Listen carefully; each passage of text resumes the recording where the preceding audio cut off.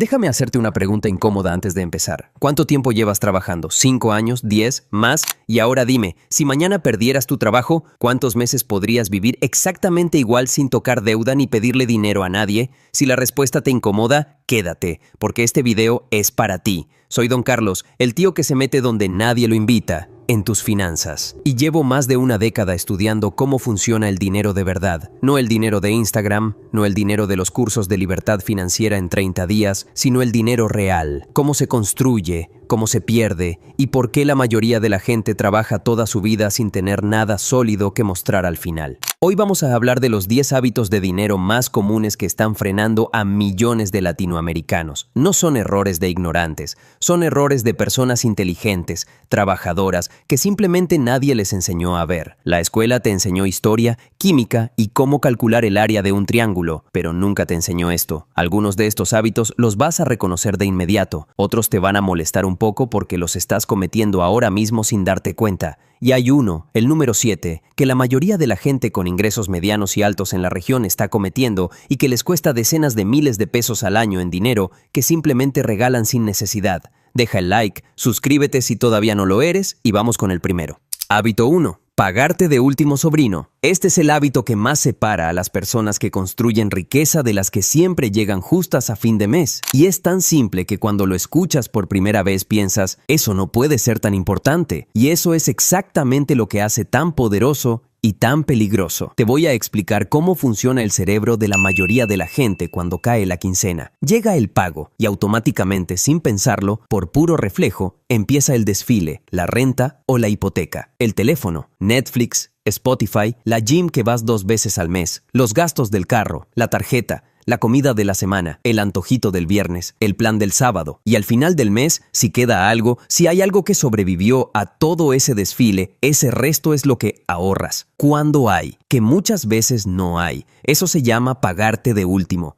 Y es el hábito financiero más caro que puede tener una persona, no porque sea dramático, sino porque es perfectamente invisible. No duele, no se nota. La vida sigue. Y mientras tanto, año tras año, el patrimonio no crece. El concepto de pagarte primero lo popularizó Robert Kiyosaki en Padre Rico, Padre Pobre, uno de los libros de finanzas personales más leídos en el mundo. Y la idea es brutalmente simple. El día que cae tu quincena, antes de pagar cualquier cosa, antes de ver cuánto queda, antes de recordar que el sábado hay cena, tú te pagas a ti mismo, mínimo el 10% de lo que entra directo a una cuenta de ahorro o inversión. No es opcional, no es si sobra, es lo primero que sale, tratado exactamente igual que una factura obligatoria. ¿Por qué funciona esto? Porque cuando el dinero ya no está en tu cuenta corriente, no lo gastas. Es así de simple, no requiere fuerza de voluntad, no requiere disciplina diaria, solo requiere programar una transferencia automática una sola vez. Imagina a Camila, una diseñadora gráfica de 28 años en Guadalajara que gana 18,000 pesos al mes. Durante 3 años estuvo ahorrando lo que sobraba. El promedio que lograba guardar era 800 pesos al mes en los meses que había algo. Total, en 3 años, aproximadamente 28,000 pesos. Cuando cambió el sistema y empezó a pagarse primero el 10%, automático el día de quincena, pasó a guardar 1,800 pesos quincenales, 3,600 pesos al mes, sin siquiera notar mucho la diferencia en su vida diaria.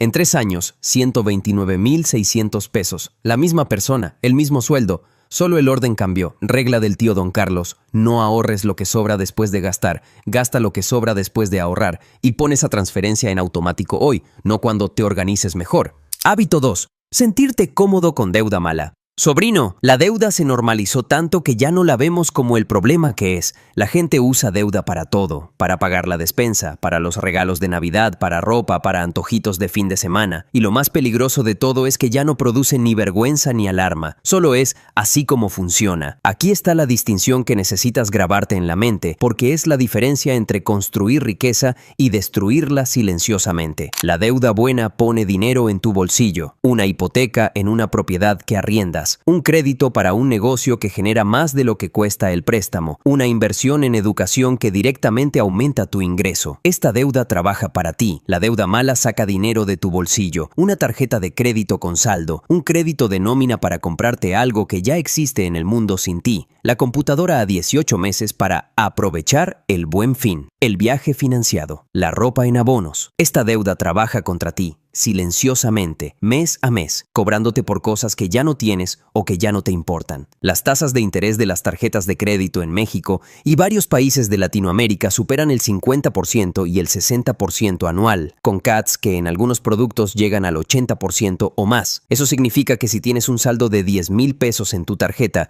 y solo pagas el mínimo, en un año esa deuda puede haberse convertido en 15,000 o 16,000 pesos, y el año siguiente crece de nuevo. Y el siguiente, no es una deuda, es una planta carnívora que se alimenta de tu quincena. Mi regla personal, sobrino, la que cambió cómo me relaciono con el dinero, es esta. Si no puedo pagarlo de contado o liquidar el gasto completo al corte de la tarjeta, no lo compro. No ahora, no todavía. Eso no significa no disfrutar la vida, significa que antes de comprar algo con deuda, me pregunto, ¿este gasto me hace más libre o me hace más esclavo? La respuesta es casi siempre obvia. Y para los que dicen, pero los meses sin intereses son distintos, te tengo un dato importante. Los meses sin intereses en México frecuentemente vienen con condiciones. Si no liquidaste antes del último día del plazo, en muchas instituciones te aplican los intereses del periodo completo de un solo golpe. Lo que era sin intereses se convierte en una bomba de tiempo. Regla del tío Don Carlos. No existe la deuda cómoda. Solo existe la deuda que todavía no te ha cobrado lo suficiente para que la notes.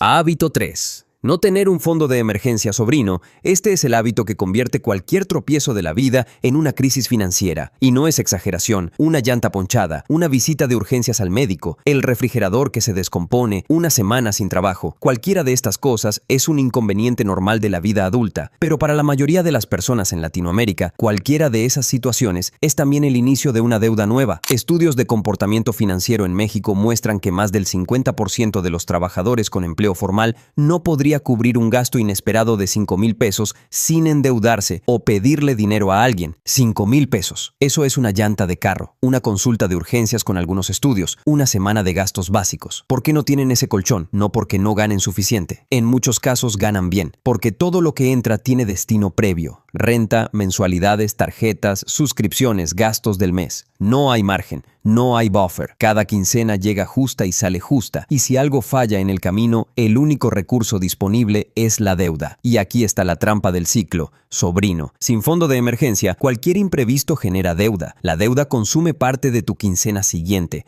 Lo que consume tu quincena siguiente es ingreso que ya no puedes ahorrar. Lo que no ahorras no se convierte en fondo de emergencia. Y cuando llega el siguiente imprevisto, el ciclo se repite, solo que ahora ya traes un saldo de la vez anterior. El fondo de emergencia no es lujo, es la base que hace posible todo lo demás. Con un fondo de emergencia de 3 a 6 meses de tus gastos básicos, nunca necesitas usar tarjeta de crédito para imprevistos. Nunca necesitas vender inversiones en el momento equivocado. Nunca necesitas pedirle dinero a tu familia con la vergüenza que eso carga. ¿Cómo se construye? Exactamente con el hábito 1. Pagarte primero. Empezar aunque sea con 500 pesos quincenales en una cuenta separada. Una que no tengas vinculada a tu tarjeta de débito habitual. Una que no veas en la pantalla principal de tu app. Una en la que el dinero entre y cueste trabajo sacarlo. No por restricción legal, sino porque la distancia psicológica es parte del sistema. Regla del tío Don Carlos. El fondo de emergencia no es el dinero que guardas por si acaso. Es el dinero que te permite decirle no al banco cuando la vida se pone difícil. Y la vida, sobrino, siempre se pone difícil tarde o temprano.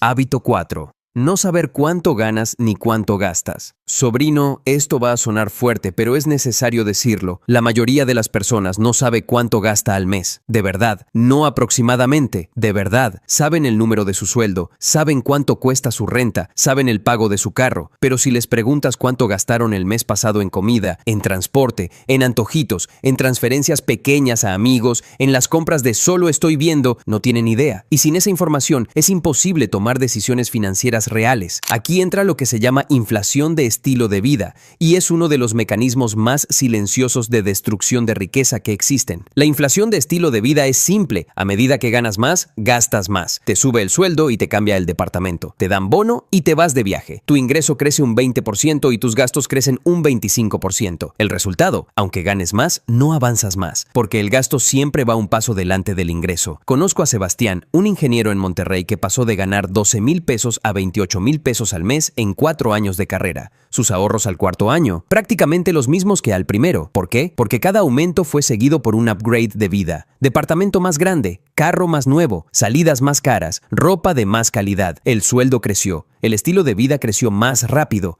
La diferencia entre las personas que construyen riqueza y las que no es el ingreso. Es la brecha entre lo que entra y lo que sale. Y para gestionar esa brecha, primero tienes que conocerla. ¿Cómo? Muy simple, sobrino. Durante 30 días, registra cada gasto. No para castigarte, no para volverlo una obsesión, solo para ver. Usa una app, una hoja de cálculo, una libretita, lo que sea que vayas a realmente usar. Al final del mes, te vas a llevar una sorpresa. Casi siempre hay una categoría que gasta 2 o 3 veces más de lo que creías. Y esa categoría es el primer lugar donde puedes recuperar dinero sin sacrificar nada que realmente importe. Las personas que gestionan su patrimonio con claridad saben exactamente cuánto tienen, cuánto deben, cuánto entra y cuánto sale. Tienen metas claras, tienen un mapa. Las personas que solo fantasean con tener dinero pero no saben de dónde empieza ni a dónde va, viven esperando que algo cambie sin saber qué tendría que cambiar exactamente. Regla del tío Don Carlos: no puedes mejorar lo que no puedes ver. Ponlo en negro sobre blanco, aunque el número te incomode, especialmente si te incomoda. Hábito 5. Tener hobbies y hábitos que cuestan más de lo que produces. Sobrino, aquí hay que hablar con honestidad y sin atacar a nadie, porque esto no es sobre los gustos que tienes, es sobre la proporción entre lo que disfrutas y lo que puedes sostenerlo. Hay hobbies y hábitos que parecen pequeños, pero que sumados mes a mes representan una cantidad que, redirigida, podría cambiar completamente tu situación financiera. Pensemos en algo concreto. Fernanda, una ejecutiva de ventas en Ciudad de México, tiene los siguientes hábitos semanales que no ve como gastos grandes. Café de cafetería cada mañana de trabajo, 65 pesos por café, 5 días a la semana, igual a 1,300 pesos al mes. 2 cenas fuera con amigas, 600 pesos a 800 pesos cada una, igual a 1,400 pesos al mes. Compras de ropa o accesorios pequeñas en el mall cuando sale el fin de semana, promedio 1,200 pesos al mes. El gym al que va esporádicamente, 700 pesos al mes. Y las apps y suscripciones que casi no pesan, 650 pesos al mes. Total mensual en hábitos que Fernanda no considera grandes gastos, 5,250 pesos al mes. Al año, 63,000 pesos. En 10 años, si ese dinero hubiera estado invertido al 8% anual, estaríamos hablando de más de 920,000 pesos, casi 1,000,000 de pesos. En hábitos que no registran como gastos importantes. ¿Tiene que eliminar todo esto, Fernanda? No necesariamente. El problema no es disfrutar. El problema es disfrutar sin saber cuánto cuesta ese disfrute en términos de libertad futura. La pregunta no es, ¿me puedo permitir este gasto hoy? La pregunta correcta es, ¿cuánto me va a costar este hábito en 10 años? Y estoy de acuerdo con ese intercambio. Cuando respondas esa pregunta con honestidad, algunos hábitos van a sobrevivir el análisis y otros no. Y eso está bien. Lo importante es que sea una decisión consciente y no un automatismo. Regla del tío Don Carlos. No te pido que vivas como monje, sobrino. Te pido que sepas lo que estás comprando cuando compras, porque a veces no estás comprando un café, estás comprando 10 años de retraso financiero, uno de 65 pesos a la vez.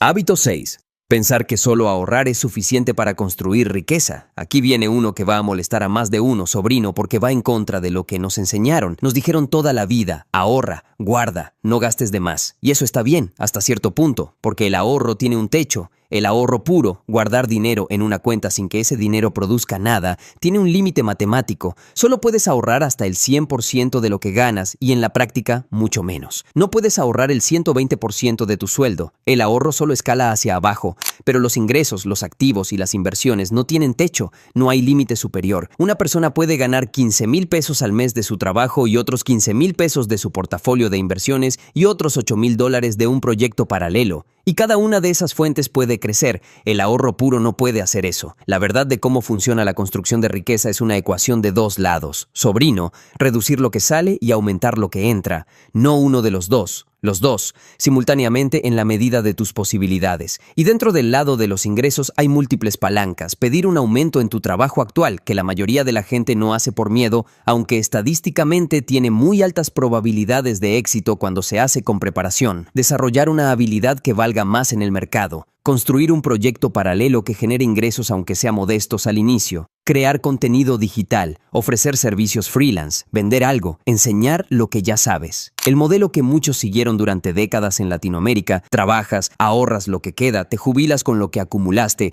dejó de funcionar en el mundo actual, donde la inflación erosiona el valor del efectivo guardado, donde el sistema de retiro público es insuficiente para la mayoría y donde los mejores activos de inversión están más accesibles que nunca para quien sabe dónde mirar. Usar aplicaciones de cashback o acumular puntos de recompensa está bien, pero eso solo te lleva hasta cierto punto. Para construir riqueza de verdad, tienes que pensar en los dos lados de la ecuación. Cómo guardar más de lo que ya ganas y cómo hacer que ese guardar más sea posible porque también estás generando más. Regla del tío Don Carlos. El ahorro es la defensa. Los ingresos son el ataque. Necesitas las dos para ganar el partido. Hábito 7. Pagarle demasiado al fisco por no entender las reglas del juego. Sobrino, este es el hábito que más le cuesta a las personas con ingresos medios y altos en Latinoamérica, y es también el que más evitan hablar, o porque lo ven como tema de ricos, o porque simplemente nunca nadie se los explicó. La realidad es esta: los impuestos son el gasto más grande de tu vida, más que la renta, más que el carro, más que la comida. Si sumas todo lo que pagas en ISR, en IVA,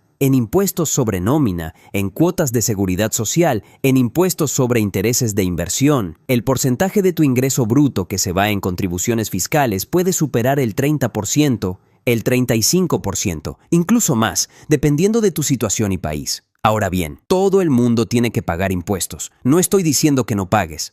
Estoy diciendo que hay una diferencia enorme entre pagar lo que te corresponde legalmente y pagar más de lo que te corresponde por no saber que podías pagar menos. Las personas con patrimonio real no son necesariamente las que ganan más. Con frecuencia son las que entienden mejor las reglas fiscales. Tienen contadores o asesores fiscales que les ayudan a estructurar sus ingresos de manera eficiente. Usan cuentas y vehículos con ventajas fiscales cuando están disponibles. Cuentas de ahorro para el retiro con deducibilidad, sociedades y estructuras empresariales que permiten deducir gastos reales de operación, estrategias de diferimiento de ingresos. En México, por ejemplo, las aportaciones voluntarias a una Afore o a un plan personal de retiro, PPR, son deducibles de impuestos hasta ciertos límites. Eso significa que si aportas 50,000 pesos al año a tu retiro, puedes pagar significativamente menos ISR ese año, y ese dinero además está creciendo para tu futuro. Es un doble beneficio que millones de personas no aprovechan porque nadie les dijo que existía. En Colombia, Chile, Argentina y otros países de la región existen mecanismos similares. Las reglas varían, pero el principio es el mismo.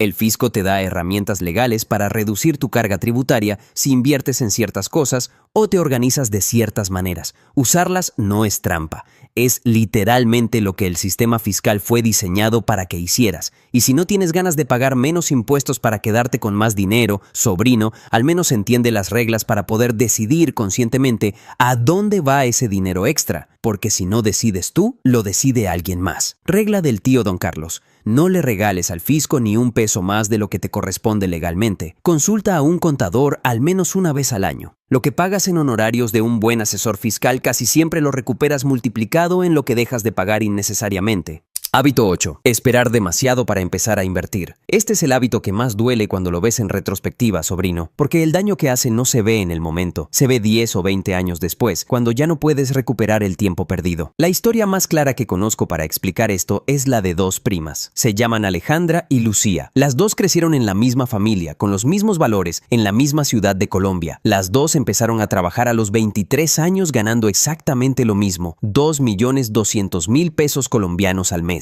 Alejandra empezó a invertir 200,000 pesos al mes desde el primer año. Lo hizo durante 10 años, del año 1 al año 10, y luego paró completamente. Total invertido, 24 millones de pesos colombianos. Lucía esperó, siempre había algo: el arriendo nuevo, el carro, las deudas de la universidad, las vacaciones que se merecía después de tanto trabajo. Empezó a invertir los mismos 200,000 pesos al mes, pero en el año 11, y lo hizo durante 30 años sin parar. Total invertido, 72 millones de pesos colombianos, 3 veces más que Alejandra. ¿Quién terminó con más dinero al final de los 40 años? Alejandra, con más de un 20% de ventaja sobre Lucía, a pesar de haber invertido 3 veces menos en total. ¿Cómo es posible? Interés compuesto, sobrino. El dinero que Alejandra invirtió en los primeros 10 años tuvo 30 años adicionales para multiplicarse. El de Lucía, aunque fue más, llegó tarde y el tiempo no se puede recuperar. Albert Einstein, a quien se le atribuye la frase "aunque hay debate sobre si realmente la dijo", supuestamente llamó al interés compuesto la octava maravilla del mundo. Sea de quien sea la frase, la matemática es real. 10,000 pesos invertidos al 8% anual se convierten en 46,600 pesos en 20 años sin agregar ni un peso más. En 30 años se convierten en 100,600 pesos. En 40 años en 217,200 pesos. El mismo dinero, sin tocar, creció más de 21 veces.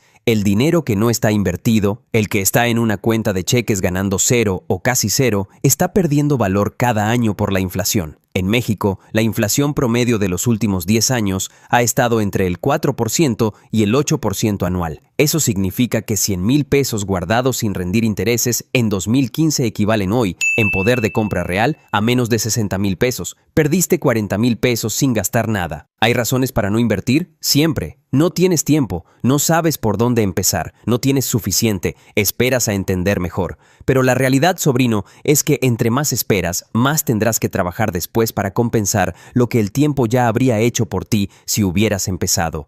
Y no necesitas empezar con montos grandes. En México puedes entrar a fondos de inversión con 1,000 pesos, en Colombia con 50,000 pesos, en Argentina con equivalentes accesibles. La barrera de entrada es más baja de lo que la mayoría cree. Lo que se necesita no es capital, es decisión. Regla del tío Don Carlos. El mejor momento para empezar a invertir fue hace 10 años. El segundo mejor momento es hoy, no el mes que entra. Hoy. Hábito 9. No diversificar y poner todos los huevos en una canasta. Sobrino, en Latinoamérica tenemos un hábito financiero cultural muy arraigado que nos ha costado caro históricamente, concentrar todo en una sola cosa. Para muchos, esa cosa es el efectivo guardado en casa o en cuenta de banco porque no se fían de las inversiones. Para otros, es un solo inmueble que es lo más seguro. Para otros, es las acciones de una sola empresa, porque esa sí la conocen. Y para muchos emprendedores, es todo el patrimonio concentrado en su propio negocio. Hay algo que aprender de cada uno de esos enfoques, pero la concentración total en cualquier activo único es riesgo sin compensación. Piénsalo así. Imagina que tienes 200,000 pesos ahorrados después de años de trabajo. Los pones todos en acciones de una sola empresa. Esa empresa quiebra. Perdiste todo. Ahora imagina que los distribuiste. 80,000 pesos en un fondo indexado diversificado, 60,000 pesos en un instrumento de deuda estable, 40,000 pesos en tu fondo de emergencia líquido y 20,000 pesos en algo de mayor riesgo y mayor potencial. Si la inversión de mayor riesgo se va a cero,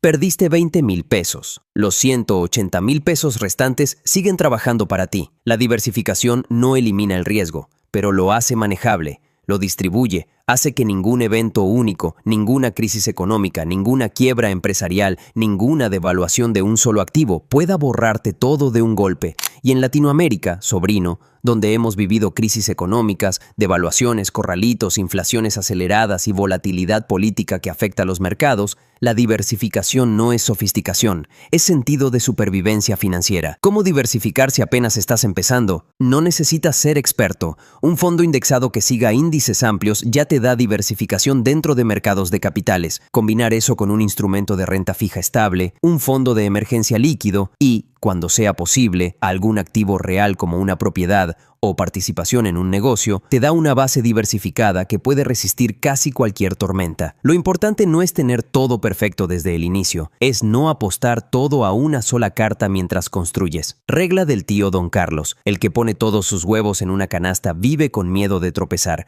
y el miedo de tropezar, sobrino, te paraliza. Distribuye, protégete, deja que el dinero trabaje en diferentes lugares al mismo. Hábito 10. Dejarte llevar por las emociones para tomar decisiones financieras. Sobrino, este es el último hábito de la lista, pero podría ser el primero en importancia, porque todos los hábitos anteriores, en el fondo, tienen una raíz emocional. Pagarte de último porque el gasto de hoy se siente más real que el ahorro del futuro. Emocional. Acumular deuda mala porque la compra de hoy produce dopamina inmediata y el costo se siente lejano. Emocional.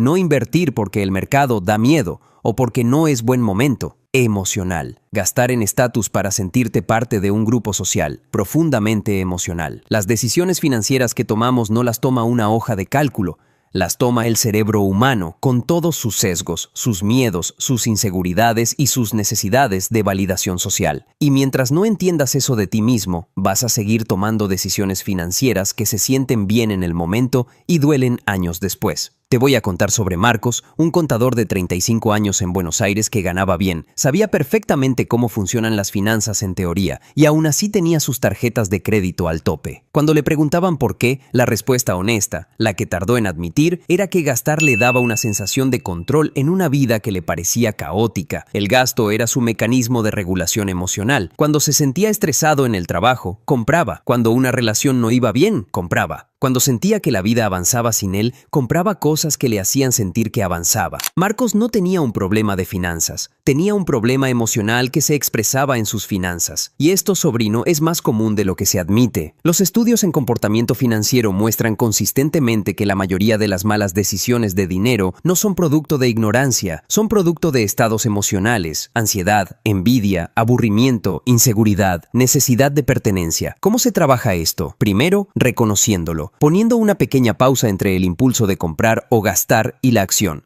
preguntándote, ¿estoy comprando esto porque lo necesito o porque algo más está pasando? No para castigarte, solo para ver. Segundo, construyendo sistemas que no dependan de tu estado emocional. Las transferencias automáticas de ahorro funcionan cuando estás de buen humor y cuando estás de mal humor. Los límites de gasto predefinidos funcionan cuando estás motivado y cuando no. Los sistemas son la respuesta al problema emocional, porque los sistemas no tienen emociones. Tercero, y esto es algo que pocas personas hacen, hablar del dinero con honestidad. En Latinoamérica el dinero es un tema tabú casi tan cargado como la religión o la política. No se habla, y lo que no se habla no se examina, y lo que no se examina no cambia. Regla del tío Don Carlos: el dinero no es matemática, es psicología con números. Conócete a ti mismo primero, el resto es técnica. Sobrino, llegamos a los 10, vamos a recapitular rápido porque quiero que te quedes con esto claro. Pagarte de último, sentirte cómodo con deuda mala, no tener fondo de emergencia, no saber cuánto ganas ni cuánto gastas, hobbies y hábitos que cuestan más de lo que produces, creer que solo ahorrando basta, pagarle demasiado al fisco por no entender las reglas, esperar demasiado para invertir, no diversificar y dejarte llevar por las emociones para tomar decisiones financieras. 10 hábitos. Ninguno requiere que seas malo con el dinero para caer en ellos. Todos son perfectamente lógicos desde adentro, todos tienen solución. Y ahora te voy a pedir algo, sobrino, con toda la honestidad que te tengo. No intentes cambiar los 10 al mismo tiempo, no funciona. La mayoría de las personas que intenta cambiar todo a la vez cambia nada, porque el peso de la transformación total aplasta la motivación antes de que empiece. Elige uno, solo uno, el que más te duele, el que más te reconociste mientras escuchabas. Y trabaja en ese uno durante 30 días hasta que sea automático, hasta que no requiera esfuerzo, hasta que sea simplemente la forma en que haces las cosas. Luego elige otro. En un año, si cambias un hábito cada 30 días, habrás transformado 12 comportamientos financieros. En ese tiempo, tu situación va a verse completamente diferente, no porque hayas ganado más, no porque hayas tenido suerte, sino porque cambiaste los sistemas que determinan a dónde va tu dinero. Imagina 2 versiones de ti en 5 años. La primera versión no cambió nada, sigue pagándose de último, sigue con saldo en la tarjeta, sigue sin fondo de emergencia, sigue diciéndose, el año que entra me organizo. En 5 años, abre la app del banco con la misma sensación en el estómago, solo que los números son más grandes y el tiempo para corregir es más corto. La segunda versión cambió un hábito hoy, programó la transferencia automática de ahorro este mismo día, empezó a registrar sus gastos esta semana, investigó cómo abrir una cuenta de inversión este fin de semana. En 5 años tiene su primer fondo de emergencia real, su primera cartera de inversiones que ya lleva años trabajando para él y por primera vez en su vida adulta, más dinero de lo que necesita para el mes. Se ve igual desde afuera, tal vez incluso gana lo mismo, pero por dentro, sobrino, la diferencia es enorme y en 10 años esa diferencia es inconmensurable. Dime en comentarios, ¿cuál de estos 10 hábitos es el que más te llegó hoy? ¿El que ya sabías pero no estabas atacando? ¿O el que descubriste mientras me escuchabas? Yo leo todo y te digo por dónde empezar. Aquí venimos a construir, no a aparentar, no a consumir contenido y seguir igual, a construir. Nos vemos en el próximo video.